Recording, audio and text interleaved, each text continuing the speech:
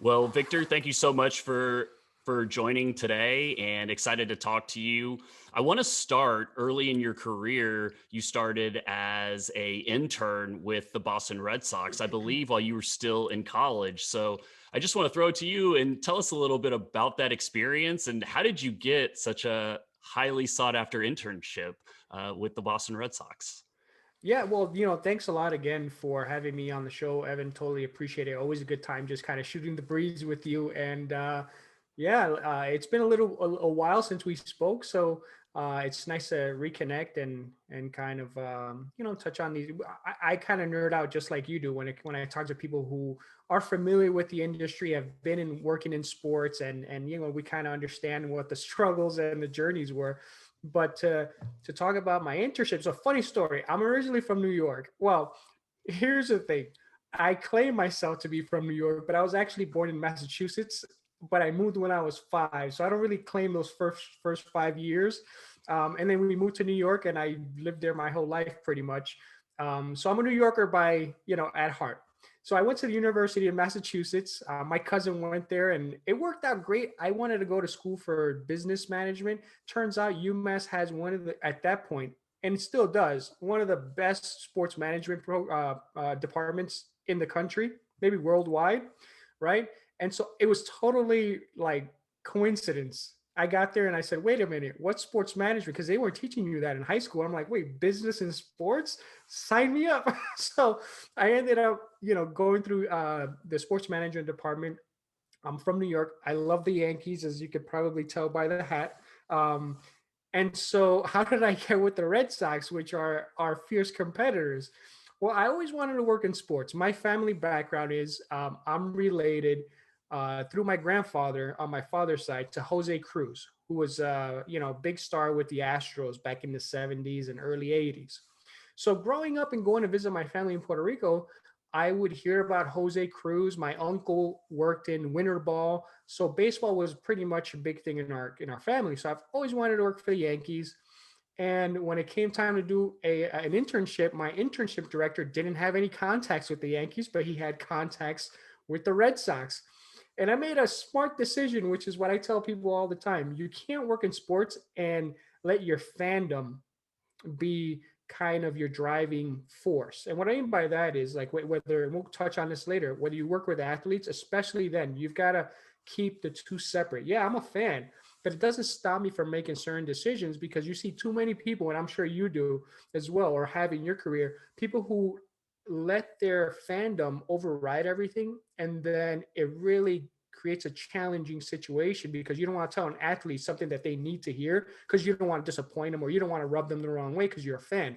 So, anyways, so the decision was I don't care who I get an internship as long as I'm working in baseball. I could still be a Yankee fan, and business is business, personal is personal.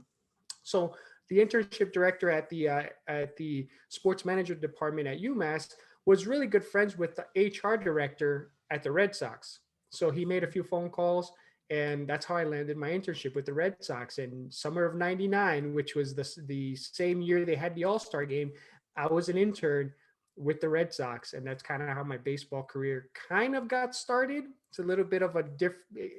When I graduated, I didn't go right into baseball, and I'll touch base on that if you don't mind, Yeah, kind of you giving some details. Yeah, you went Is that right. it? You had that internship in 1999, but then after a couple of years, you ended up in scouting and player development with the Red Sox, correct? So yeah, talk about Yeah. that.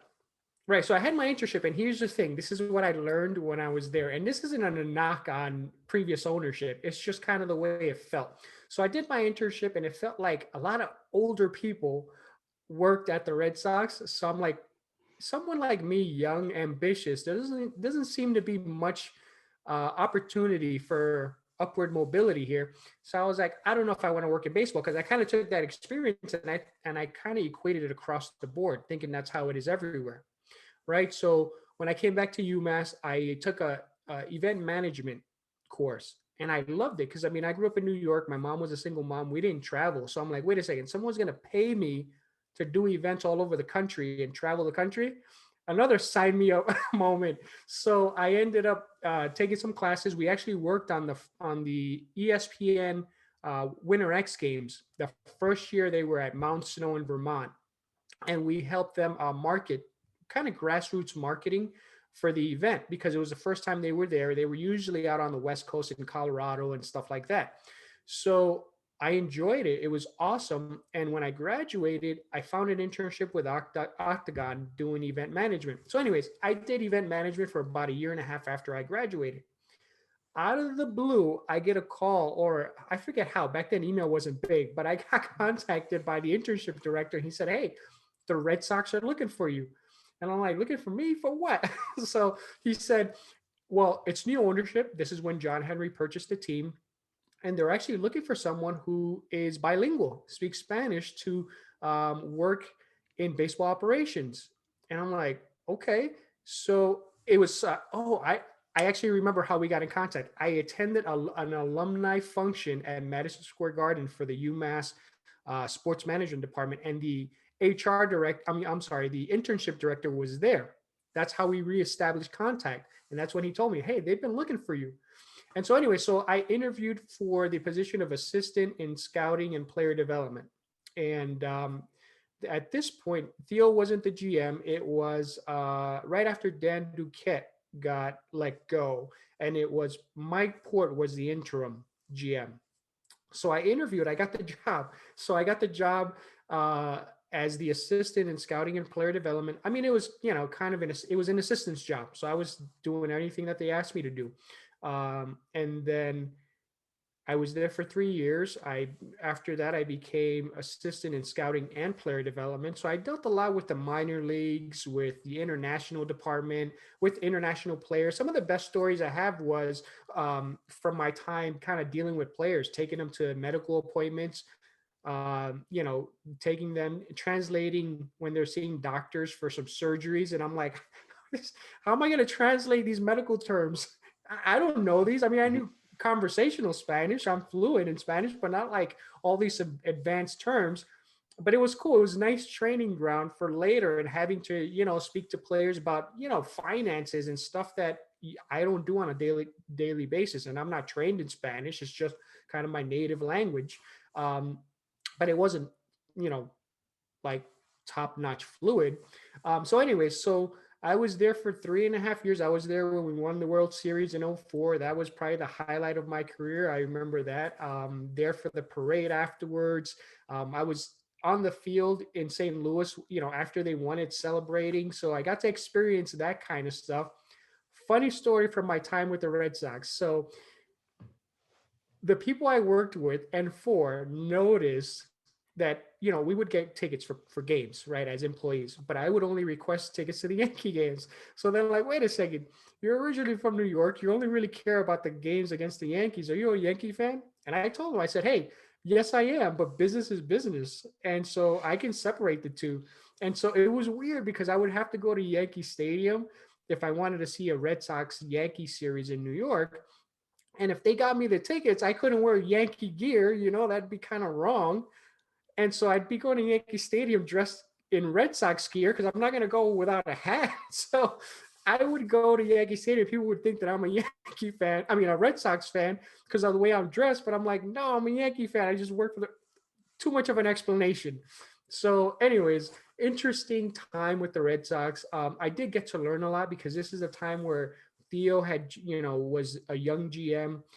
Everyone you see now who's a GM, basically we work together. I mean, Josh Burns, who was in San Diego, Arizona, Emil Sade, who's assistant GM with Arizona right now. Some of all the guys in Chicago with the Cubs. I remember Jed Hoyer. He was an intern when I started, with the Red Sox. And so seeing all these guys now brings back a lot of memories. But basically, it was a young front office, and it was great. It was great to learn, how to kind of put in data analytics because it was early on. Even though Oakland and Cleveland to some extent were known to be the ones who really brought about data analytics into baseball, really, I think the Red Sox in that time really were the ones at the forefront of pushing that wave. And so it was great to be a part of it. I got to admit, I never played the game. I was never good enough to play the game. So you would think that someone who doesn't play, natural you're naturally going to side with the data analytics. I was the opposite. I was more towards the scouting side because I worked with the scouts as a result of my position and being the assistant in the department and having to communicate constantly with the scouts, international and domestic. I built a relationship and an affinity for what they did. So for me, I kind of have that feeling like a scout where, hey, analytics plays a part in it, but let's not forget the human aspect. So it's kind of weird when I talk about it because people are like, but you never played. I'm like, exactly. But I grew up in the industry with the scouts and understanding that, yeah, the data could tell you that this guy's a great talent. It doesn't tell you why he's not succeeding because a lot of that has to do with the non-data aspect, the human aspect that scouts will be able to see. They see the kid being lazy in between innings, or they see that the kid has family problems. The data's not going to tell you that stuff. So anyways, so that was my time at the Red Sox.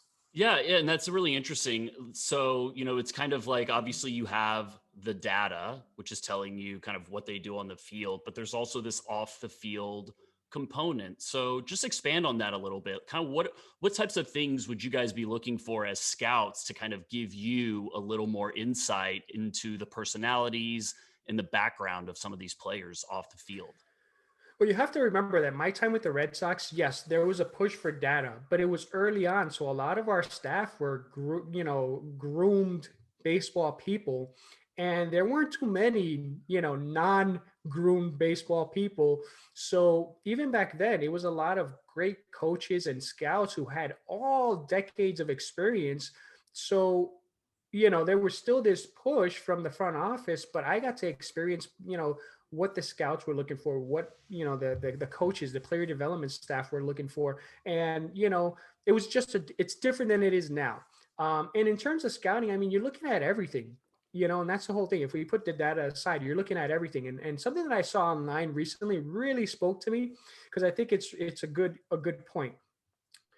It was kind of an advice to a young scout, and the advice was this, and I'm paraphrasing because I don't remember it exactly, but the idea was, look, put the radar gun down, put the camera down, because if you're focusing on that, you're missing everything that's going on around the game, right? Same thing, which I don't know about if you've heard this, but there's actually people who are hired as scouts to watch games remotely, and I so am against that. Here's why: because when you're scouting, you want to evaluate not what that particular person is doing at their particular moment of performance. So, for example, you're not looking at the batter at the moment they're batting, or you're not looking at the center fielder just when a ball gets hit to them.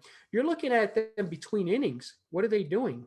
You know what I mean? Like I remember Paul O'Neill, right? Growing up as a Yankee fan, between innings, he's practicing his swing, right? That's dedication. Then you understood when he would, be up to bat and he failed. Baseball's, you're failing more than you're succeeding. But when he failed, he would get so angry. But why?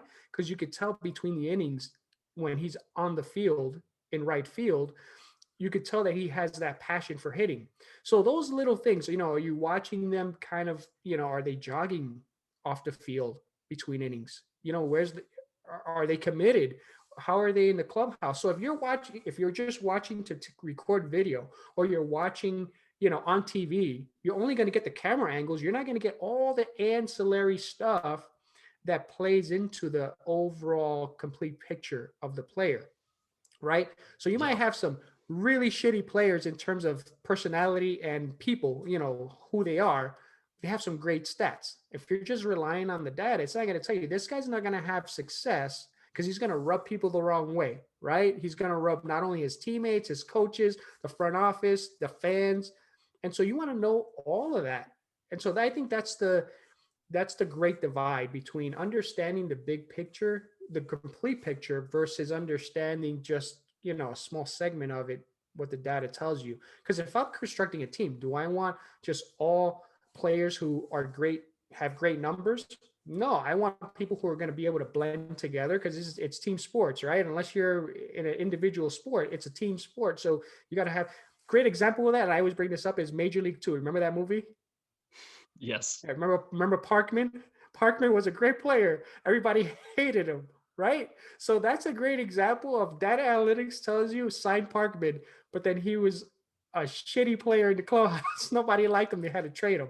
That's a great example for me and a microcosm of focusing just on data versus the bigger picture. And especially here in as it relates to scouting and young players, there's a lot of things that you have to consider as well. And I remember having this conversation while I was with the Red Sox with the international players. Here's the thing: when it comes to, I'm going to use this as an example. Dominican players, right? In the Dominican, a lot of players who are following a career in baseball are doing it to take their family out of poverty. So their family sees them as this like figure. You know, I had a player who they used to call papa, which is like father. This was a 15-year-old kid that his own mom called him father, right? So when that player gets signed and comes to the US and has a ball, right? And is doing things off the field that he probably shouldn't be doing, and he's out there having fun and staying up late. Think about it this way: his parents didn't discipline him or instill discipline when he was younger. Now he's in a foreign country with all this access. So to label that guy as a bad person or someone who's not dedicated is wrong because you're not looking at the big picture, right? You're not looking at, well, do we have to help him get more discipline? Yes, because he's a product of the environment we're putting him in. And you can't expect a 15 and a 16-year-old to learn how to do that without guidance. So our job is to guide them. And I think for me, that's why I changed gears and moved away from the teams because I wasn't seeing, and in fairness to the teams, you just can't do that for hundreds and hundreds of players because it's just time consuming. But there wasn't an effort there to help guide these players. And I think now it's changed from when I was in, on the team side, but there wasn't an effort to help guide them in those minor little details that are individual because some players are much more mature. They'll come in and they'll be scared. So they'll stay in a straight path because of fear of a new environment. But then you have the other ones that are not. So you can't treat them all the same. And so that was the problem that I was having, that we had a lot of young players from international countries and we would label them. And as you know, Evan, a label in sports is the worst thing you can have if it's not a positive label because it'll follow you everywhere. So we were labeling kids at 50, at 16, 17 years old, and it was unfair because it wasn't the bigger picture. You weren't understanding why they were doing the things they were doing. And they were still talented, but anyways, I know we got off into a little bit of a tangent. No, that's actually really good because I want to know, you were there in Boston when they were kind of, like you said, change of ownership, new direction in the front office and incorporating data analytics. But we all know that that's a tough incorporation. So it takes a little bit of time. What are some things that you recall from your time in Boston as they were building that championship team? What were some of the intangibles that they were looking for in players? I know you mentioned like the home dynamic just a moment ago, but is there anything else that you guys were kind of looking for off the field in those players that helped construct that championship team? Well, I think the biggest thing that I remember was two things. One was when we brought David Ortiz, and I don't think they focused on David Ortiz because he was a great individual. He turned out to be great in terms of personality. He was awesome. But what I liked about Theo in those early days was he went out and kind of similar to the Oakland framework, which is like, let's see players that maybe hadn't been succeeding because David Ortiz was in Minnesota, hadn't been succeeding with other organizations, and let's see if just a change in scenery will allow this player to succeed. And so I remember that was it the first year I was there? They had David Ortiz, they had Jeremy Giambi, they had Shea Hillenbrand, who was already with the Red Sox. So they had like a cluster of players that all played kind of the same position, DH, corner infields, and they kind of just threw it against the wall. And it's kind of like what a lot of teams do now with certain positions. It's like, hey, let's bring in a group of guys, let's let them compete, and let's see. Yeah, they weren't successful elsewhere. Let's see if Gio Urshela with the Yankees, he wasn't successful somewhere else, came to the Yankees, and last 2 years have been the best of his career.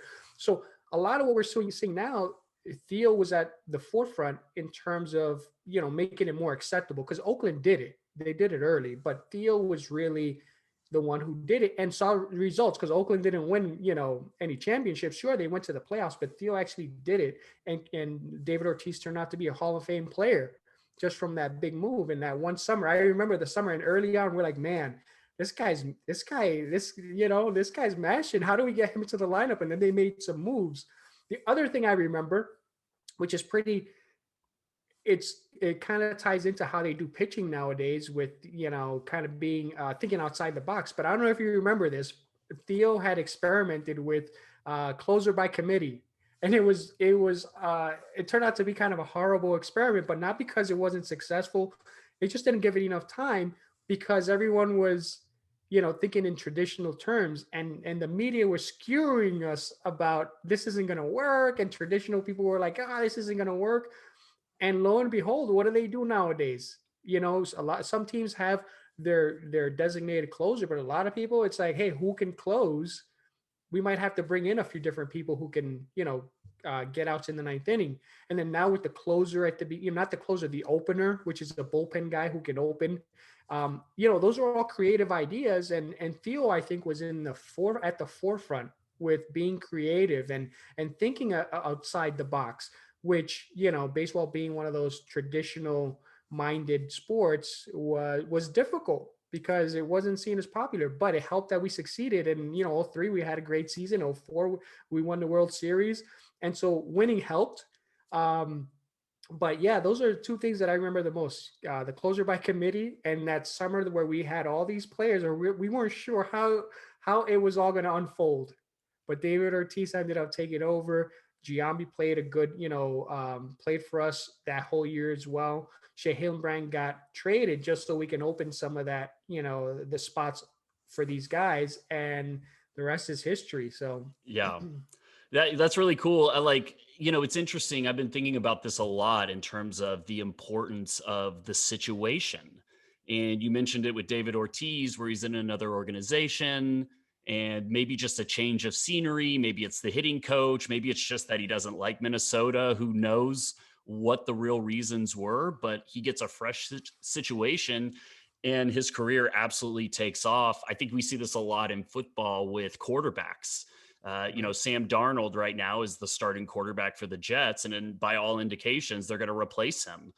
Here we are, March 2021, and they're talking about drafting another quarterback. Well, he's only been there 3 years, and it had a lot to do with the previous head coach not putting him in good situations and not surrounded by an outstanding team. And he may still be a really good player. And I think oftentimes, especially at the highest levels, unfortunately, you're only really guaranteed one opportunity if you are one of these premium athletes, and you just never know. Josh Hamilton, I think, is another one where just kind of had a ton of talent. He had his off the field issues, but ended up in Texas, and it was the right situation. They were really taking care of him and protecting him. And he had a 4 or 5 year stretch where he was one of the best players in baseball. So I think it's really interesting, and that's really cool to hear Theo as a young GM kind of having the ability to be creative and take some chances, where I think a lot of the old school way of thinking is, hey, let's not rock the boat. Let's just kind of like slow and steady. But obviously it's paid off in two different types of situations for Theo. And I know that, like, we've talked about in baseball scouting, a lot of times it's about building relationships. And I just want to hear from you kind of a little bit more insight into the building of those relationships. Is that something that's like a necessity in baseball, or is that just kind of like something that's a nice addition to get to know the players better? Talk about the relationship building aspect with the players that you're scouting. Well, here's the thing. Anytime you're dealing with human beings, we tend to connect, right? Connection is a big part of it. So whether it was in my time with the Red Sox, or whether it was with my time at the agencies where I worked, one common thread was relationships. Everything's about relationships, because you tend to make your decisions based on who you trust, right? And so when it comes to scouting, I think it's different for in a lot of areas. And here, let me start with the international side. So the international side, especially on the Latin side, me being Latin, Hispanic, right? I understand that as a people, we tend to put a high value on relationship and trust, sometimes to a detriment, right? Because when I was on the agency side, there were times we were like, it doesn't make sense. The data says that we're 100 times better than his agent, but why does he make the decision? Well, because that agent was there from the beginning. He's considered family.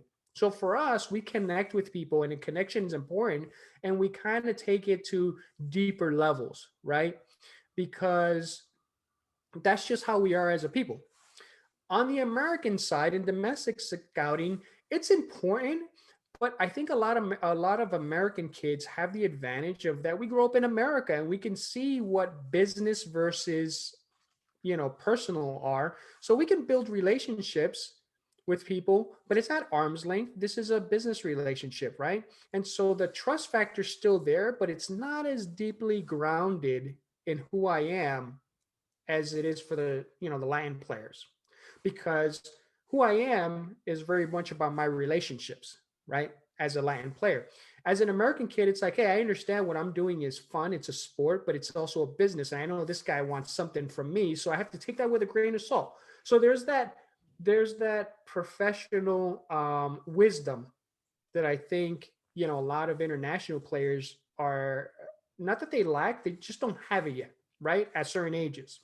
So when you're scouting an American, right, a kid here in the US, it's a little bit different. It's about, okay, on the amateur side, you build relationships with the family because you want to make sure it's more for information, right? If you build a relationship, a family might share some information that might give you insight on signability, that might give you insight on what they're thinking.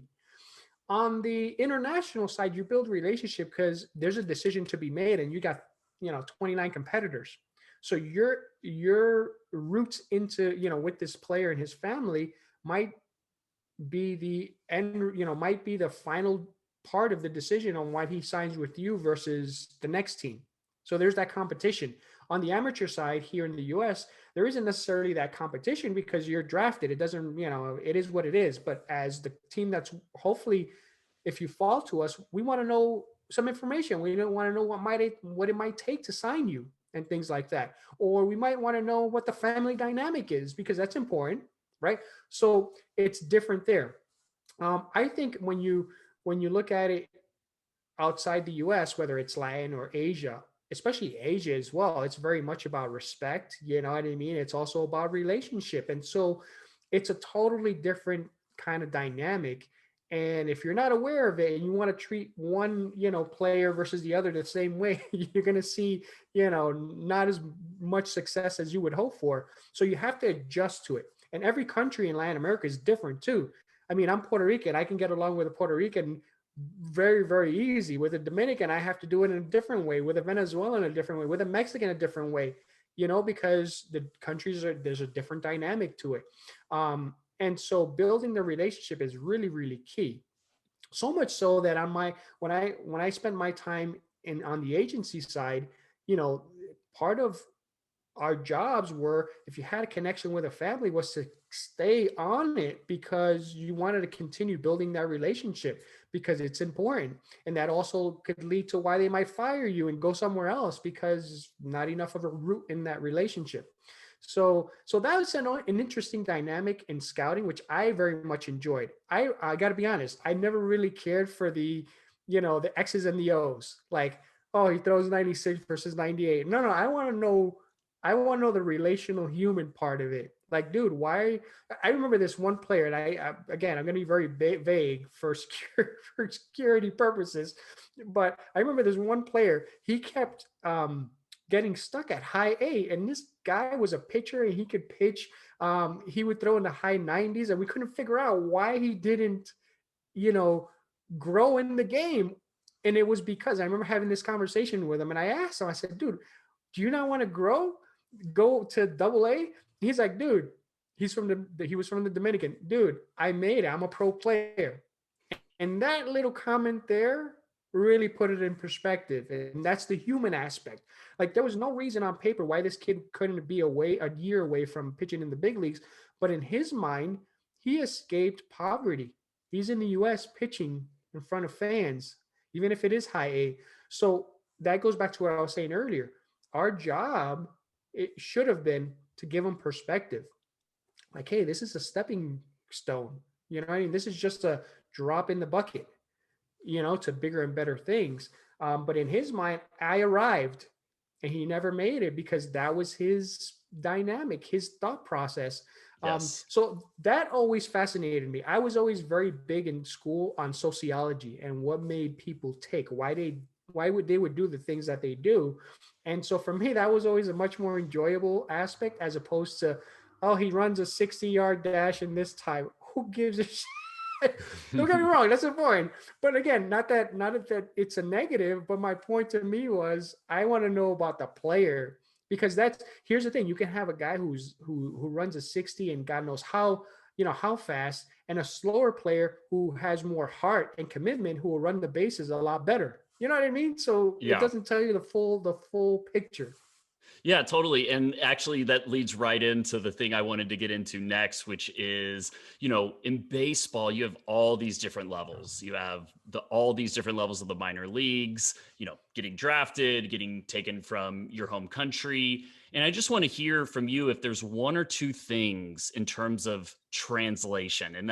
And what I mean by that is when you're watching something like you just spoke about the player throwing the high 90s, like what, and obviously he had that mindset where he was done, he didn't want to continue to push himself. What are some things that you've noticed that have caused some players to really kind of take that next step and kind of make their way through? Is there anything that stands out to you in terms of like an intangible or something that's unseen that you saw in your experience? Honestly, if I had to use one word, right, that stood the test of time in the players that I saw or worked with, whether it was at the Red Sox or at at the Boras Corporation or anything else that I ever did, was ambition. And ambition could cover a lot of things, right? I can be ambitious because I personally want to do better for myself and I want to be the best athlete possible. I could have ambition because my family's dirt poor in the Dominican and I want to be able to succeed for them. I could have ambition because I'm superficial and I want the bling and I want, money for cars and houses. Whatever that ambition is, it doesn't matter to me, but ambition I think is a central thing because that's what's going to create that drive. And a drive comes right after ambition, but you got to have an ambition for something to have that drive. You can't just have drive for no reason. For no reason, even the people that go to the gym every day. I'm not a gym goer myself, but people who go to the gym every day, it's not because they just have the drive. The drive comes from somewhere, from some ambition. You want to look good, whether it's for the ladies or the dudes, whatever the reason is, or you just want to feel a healthy lifestyle. There's an ambition for something, and that leads you to have drive. And so that's the Yes. biggest thing that I noticed. Every player has, it's different. For the American player, it could be like, hey, I want to be the best player ever, right? That's an ambition. Or I want to be the best that I can be. Or I want to prove something that I can accomplish something. Whatever that ambition is, will give you that drive. Because if you don't have drive, then it's kind of like that player that I mentioned. He really didn't really push himself because he didn't have the drive because there was no ambition because his goal was already lived. So for me, Yes. ambition is the biggest thing, and and so that takes time to realize what that is. That's the human aspect. The stats aren't going to tell you why this guy's killing it. Well, let's learn about his ambition and why he has the drive. Yeah. And I think also too, it's interesting as I'm listening to you talk, I'm kind of being taken back to my football recruiting days. And specifically in big time college football, if you can hit on two-thirds of your players, you're doing really well. Right. But one of the most challenging things at that level, especially if you're a top program, and I'm talking like top 20 in the nation, is it's hard to tell about the players. Everybody is really, really talented that you're looking at.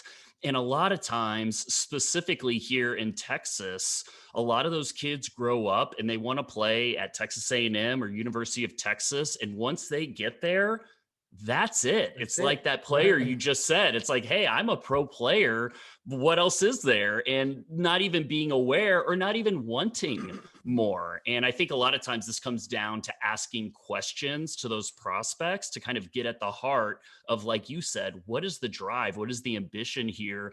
And is there a way to maybe give this player a different North Star, or like maybe give him something more Right. ambitious to be striving for? And obviously that Right. comes with the relationship piece, like you said.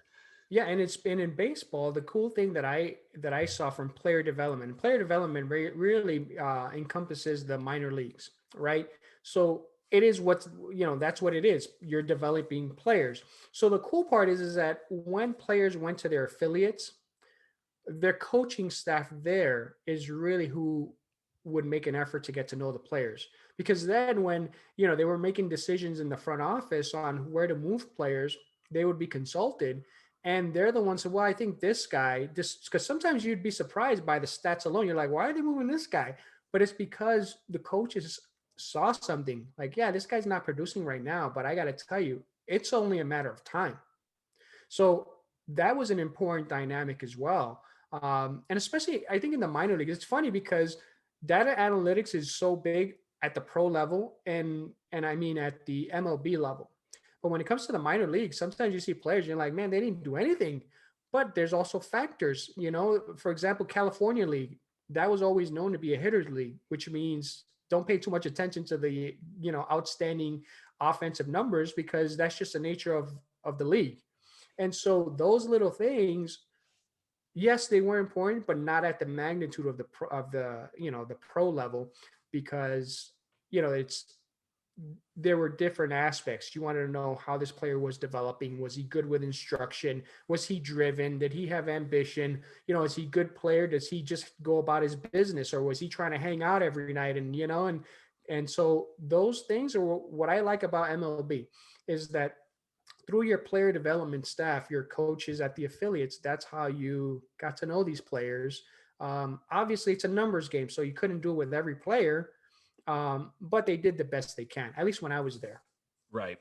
Yeah, and you have this great background in terms of learning about both scouting and player development, and that led you to working with one of the most famous agents in the game, Scott Boras. And I want to know, did you get a chance to kind of continue to utilize your scouting and player development background, or was that more of kind of a career pivot in terms of your role and the skills that you were using working with Scott Boras?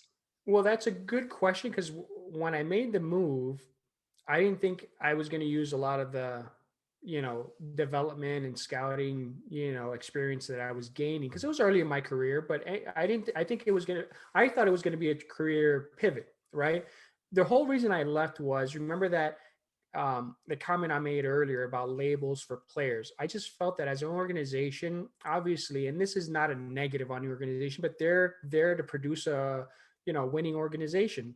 Sometimes Yeah. that's at the detriment of the players, and I didn't really like that, because I cared about the players. I got into baseball not because I love one specific team, even though I'm a Yankee fan, but because of I was interested, in the players individually. I remember growing up and meeting Ivan Rodriguez and Juan Gonzalez and some of these players that were Puerto Rican that gave me pride. So I cared more about the players, right?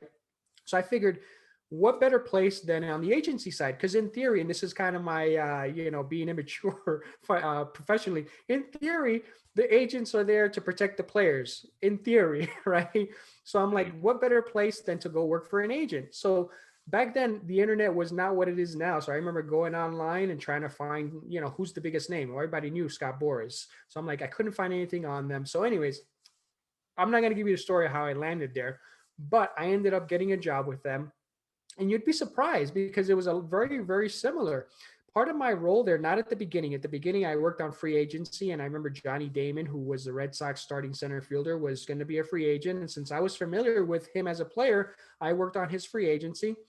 And it's that was very heavy data, based work, um, and basically presenting why Johnny Damon was this great player. So after that, most of my time with the Boris Corp was spent in overseeing recruiting and dealing with um, are recruiters, kind of like with the Red Sox, dealing with the staff, with the scouts, the player development staff, people who are out there actually doing the job. So my role was to work with the recruiters, making sure we were on the right players. Because some agents, what they do is this: they go out and they chase players. Doesn't matter who the player is. It's kind of what we call the fish in a bucket, where they try to catch as much fish and hope that one of them is the right one.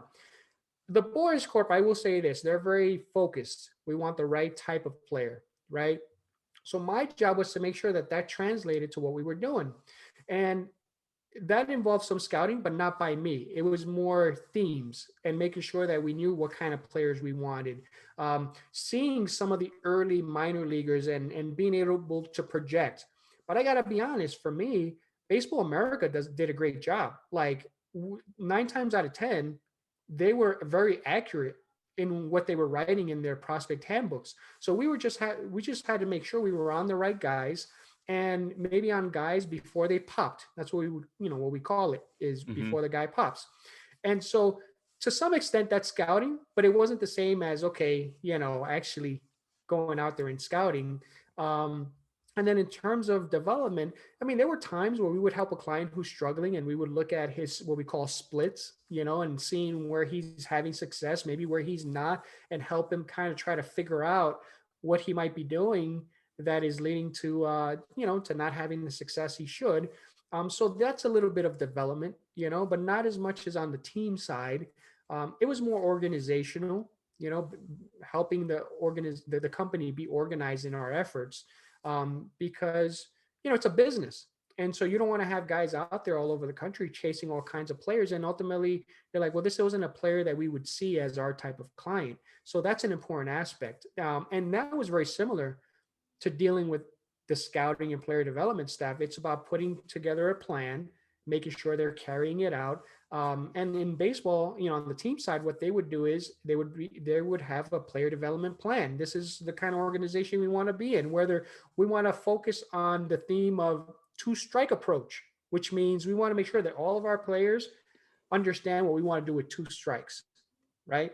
So it's the same thing on the agent side, is putting together a plan and making sure that it's organized and it's leading to the same goal that everyone has in mind. So very similar. It's just it required less detail in terms of me actually being out there scouting, or any of our scouts, because honestly, it was more about their eyes, but it wasn't the same kind of scouting. It was more like, I know this guy's good, let me just confirm it. You know what I mean? Hmm. um, but the relationship part was there as well, and I think a little bit more deeper, because again, you have to build relationships with players, because that's how ultimately they're going to decide to keep you, because the agent business, as you're aware, is a free-for-all. I mean, agents are chasing other agents' players.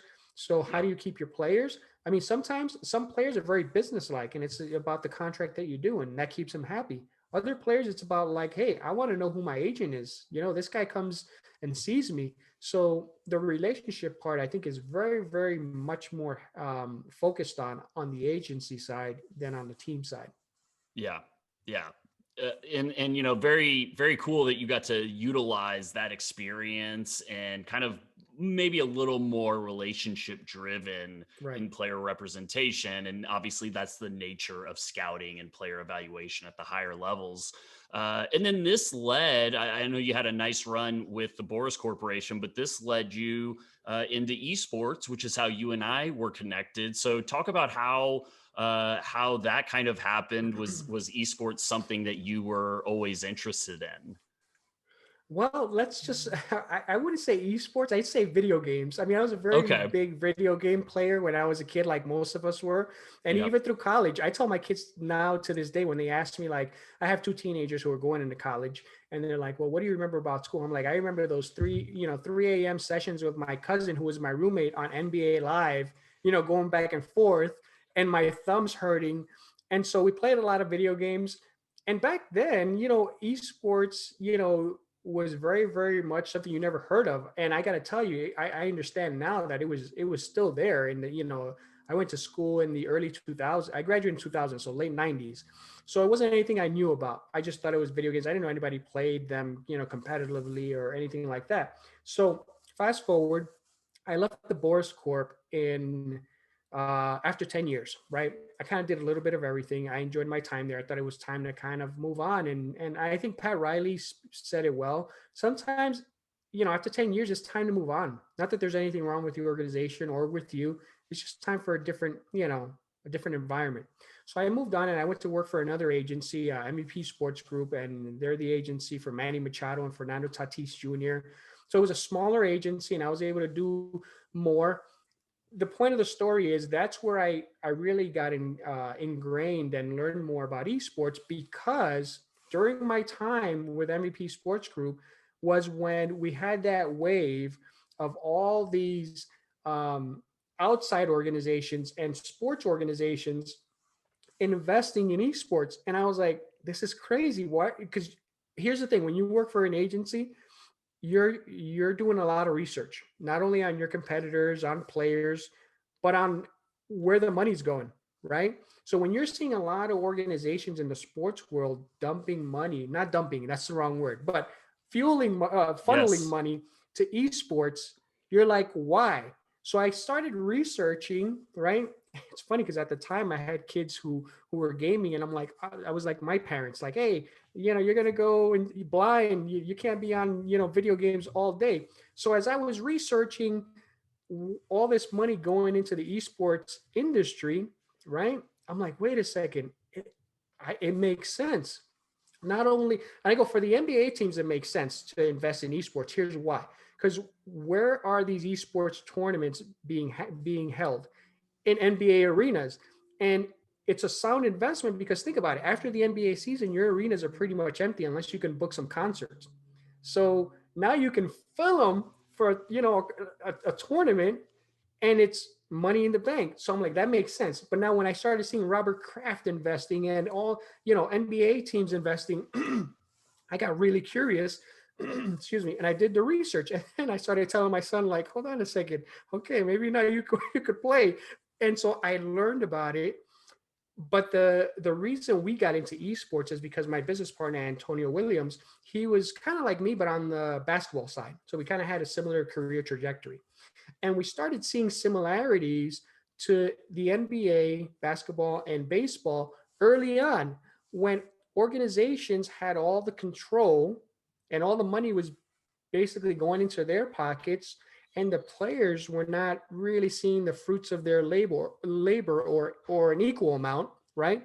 So we started seeing similarities, and we're like, hey, it's kind of the same themes, right? So we have this experience on traditional sports. What if we came into esports and brought, kind of some of that experience, understanding that it's going to be a little bit different, right? Every industry is different, but at the same time, I think we're in a unique era of esports where it's time for players to start getting paid a little bit more fairly, right, for what they're putting out there, and also taking it a little bit more serious and seeing it as a business, which I think is very similar to baseball, where back in the day players are like, I'm just happy to be paid to be playing. And once they started seeing like a business, because the teams did, right, they're business people, they started wanting to get okay, my fair share of the pie here. So I think that's where we are with esports, because all this money's funneling into the leagues and the organizations, and you're seeing news here and there about the players getting their due, but not a lot. So that's Mhm. really the premise of why we got into esports.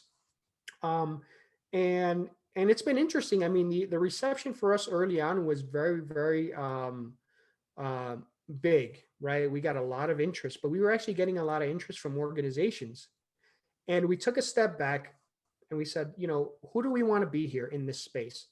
Do we want to help organizations and players? First of all, that's conflict of interest, because we're seeing that right now, right? You're seeing it Yeah. right now a lot. And it's been kind of, in the news that there's a lot of conflict of interest. So we determined, that's not who we want to be. We want to be a resource to players. So what we did was, instead of jumping in and saying, hey, we want to represent players, we kind of jumped in. We saw what the reception was, and a lot of organizations were reaching out to us, right, for the same value. They were like, hey, you guys can help us grow. And then we were getting interest from players, but for different reasons. And we decided to take a step back and really see, why did we want to get into this? Is it really about us making a living, or is it really about the reason that we wanted to get in to help the players? And if that's the case, then it's not really about the money short term. So what we decided to do was take a step back. We don't entertain any offers or any relationships with organizations in terms of working, to help them. And that's not a negative. It's just that's not what we want to do. Hmm. So now what we've done over the last year and a half is really we've made ourselves a resource for players. I tell players all the time via social media, if you want to bounce something off of me, I'm not going to charge you anything. I mean, we want to make sure we're a resource and we're here to help. And we think ultimately that will lead to more business for us. The reason we're doing that is because what we've noticed in talking to players is that a lot of players have this like obstacle. And that obstacle that they can't get past is, wait a second, but my organization is like family. And so if we're pushing, hey, they're not family, let's negotiate. You're not going to get the player anyways because they're not going to want to, have that combat. So Yeah. for us, it's about doing it in a non-confrontational way. Hey, you're not paying us. We don't work for you, which is a good relationship to have because now you're bouncing ideas. And you don't have to listen to us, but at least you're getting the ideas. And it might not work right now, but a year later, you'll be like, man, I'm starting to see what they told me. And now we're changing mindsets. This is what me and Antonio wanted to do was take a step back, make ourselves a resource, change some of the mindset so that the foundation is there maybe a year, 2 years later, when players really start wondering, like, hold on a second, this is not a family, right? Because that's exactly what happens in baseball. They try to do that with the line guys. Oh, we're family. Yeah, until they release you a year later because you weren't producing.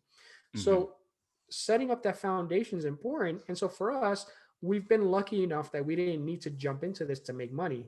Because if we did, it might have been a different dynamic for us as a business.